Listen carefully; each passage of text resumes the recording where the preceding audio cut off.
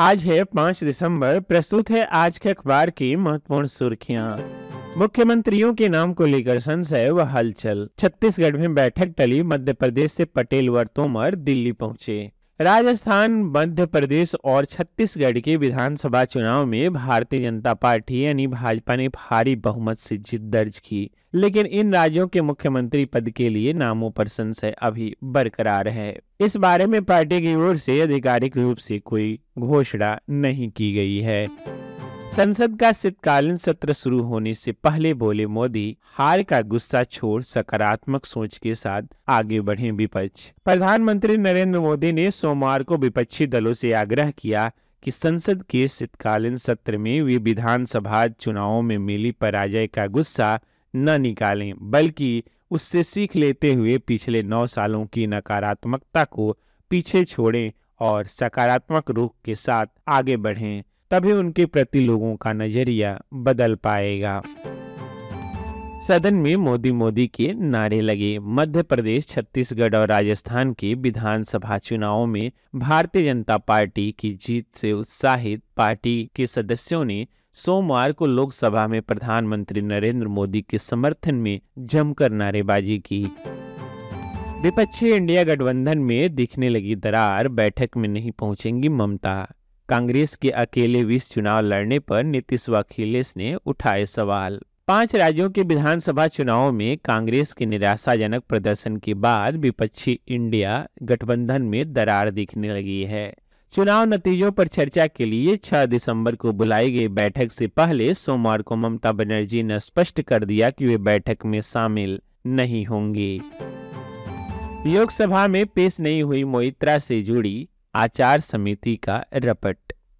लोकसभा की आचार समिति की वह रपट सोमवार को सदन की कार्यसूची के अनुसार पेश की जानी थी, जिसमें तृणमूल कांग्रेस सांसद महुआ मोइत्रा को पैसे लेकर सवाल पूछने के आरोप में निष्कासित करने की सिफारिश की गई है, लेकिन इसे सदन में प्रस्तुत नहीं किया गया, जिस पर विपक्ष के कुछ सांसदों ने हैरानी जताई है।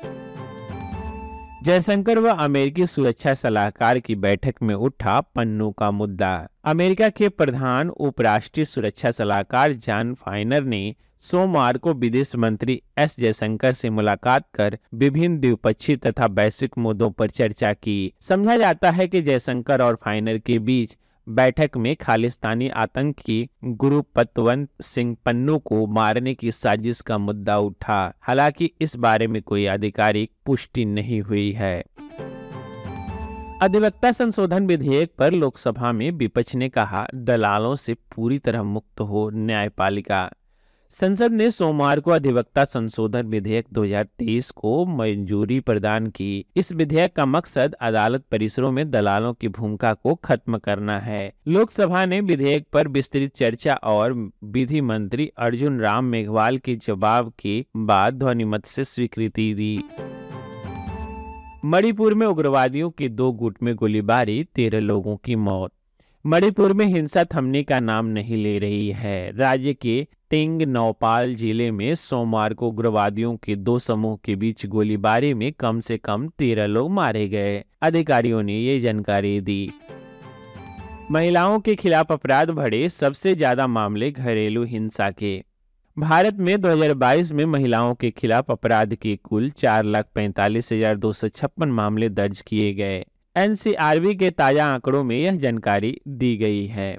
राष्ट्रीय अपराध रिकॉर्ड ब्यूरो के मुताबिक भारतीय दंड संहिता के तहत महिलाओं के खिलाफ अधिकांश 31.4% अपराध पति या उसके रिश्तेदारों द्वारा क्रूरता किए जाने के थे। इसके बाद महिलाओं के अपहरण 19.2%, सील भंग करने के इरादे से महिलाओं पर हमला 18.7% और बलात्कार 7.1% के मामले रहे। आंकड़ों के अनुसार प्रति 1 लाख आबादी में महिलाओं के खिलाफ अपराध की दर 66.4% रही। ऐसे मामलों में आरोप पत्र दायर करने की दर 75.8% रही।